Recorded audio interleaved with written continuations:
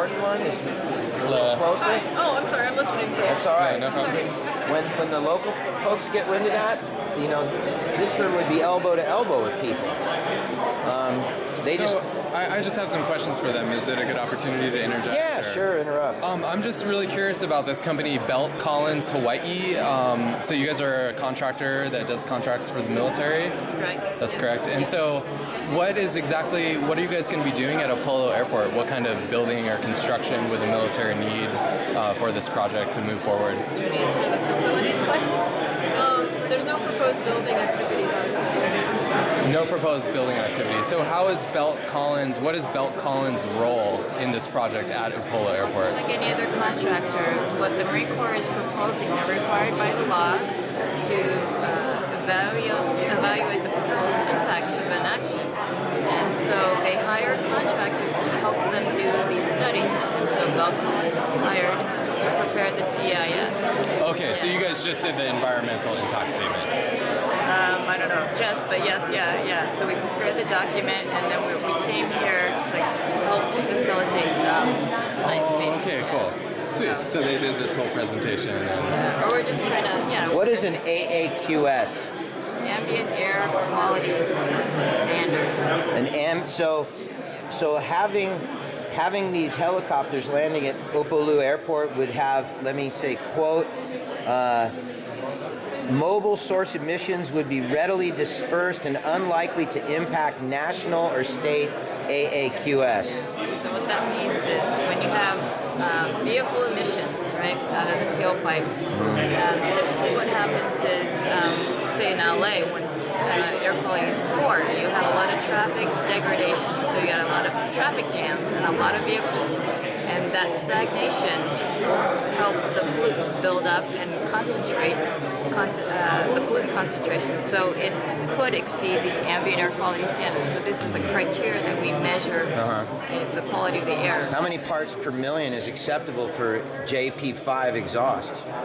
Well, JP5 exhaust, it depends on how it's combusted, and then the air emissions. In an H1 or a MV, whatever it is, 22. Typically what happens, if it's going to be at a certain level, it's going to get readily dispersed and it's not going to concentrate, and that's what we're looking at. If it was in a confined area, then you're going to have concentration of pollutants, and then it could exceed some of these standards. But a lot of the times, this is not going to occur where the public is able to access. How about the person's house that's just downwind? Right? Yeah, but again, typically the house is not really close to that tailpipe emission. So yeah, those are the kinds of things that we have to look at. Yeah. You're right. I mean, that's what we look at. But these ambient air quality standards are established criteria at both the federal or the national level and also the Hawaii state level. So right here, Dash, since you're recording this, you should get this answer because this is really important. Here's your environmental impact summary on noise at Upolu. You say, operations, the airport is not in proximity to noise-sensitive receptors. What does that mean? That you don't have a way to test noise at the airport? That probably means in general looking at the land use associated with the area. We did not see residential land use adjacent to the airport. Now this is unlike some other areas where we looked at Waimanalo. From that, we have to do if you were to just put in that much, what's that? middle of the right-hand menu, emboldened in red, is Leslie. Is this website? I didn't catch your name. Jim Land. Yeah, pleased to meet you. And your name? Amalia. Okay, it's a 1. Hartley. Okay, and you are resident. Okay, you're recording for... I think it was even For misprinted in the paper. the and people record, said, yes. Where's the So- website? You're hiding it For from the us. information for the community. The 1 looks like an L in the script. Okay. So, I guess Thank you. I guess what those my are two concerns aircraft are, we're Leslie, talking- well, is there's actually 3. There's 2 different kinds of H. your statement just a moment Those are ago smaller that helicopters. it didn't seem like If you there look at was the EIS, it mentions- residential or Found a little the word here is receptors. I assume that's anything that could receive the sound of the aircraft, correct? Okay. Well, thank you for your frankness. There is a dairy within half a mile. There's 2 houses within a quarter mile. There are dozens of houses within a mile and a half. We hear the sightseeing helicopters going up the coast, and they're usually a couple miles out and at least 1,000 feet up, and we still hear them.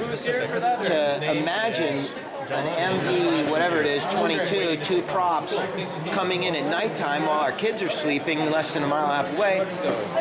That's a receptor, baby. That's a big time receptor. It is. So, no, I'm trying to figure out how I can use your comment to, improve our analysis.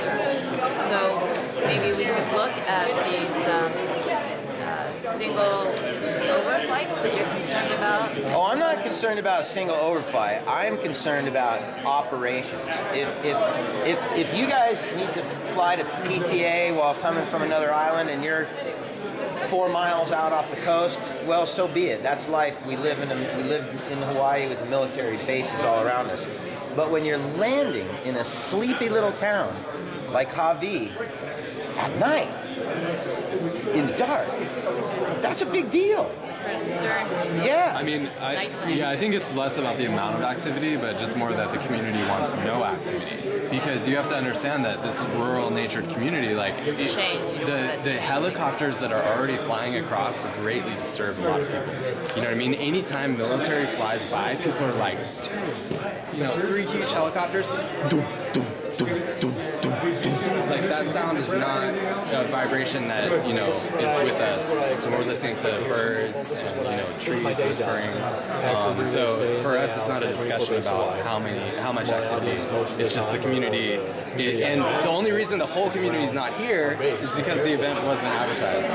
But as soon as people find out about it, you'll see that the whole community is going to say no, it's not going to happen. We don't want any activity. So, just to give you an idea of the type of community this is, the man who's speaking right here, his name is Dash. He runs. He runs a garden, a small farm. It's all organic. It's all designed to teach people how to do this without chemicals, in the peaceful, pristine, meditative, relaxing environment. There's a lot of us like that. There's a lot of us up there that have this mentality. Raise animals. We want our animals to be like not spooked, really peaceful. Very, very progressive people in general. It is. And I really don't want to be photographed, no. I would actually prefer Me you to delete neither. that If photo. you delete that, I would appreciate that.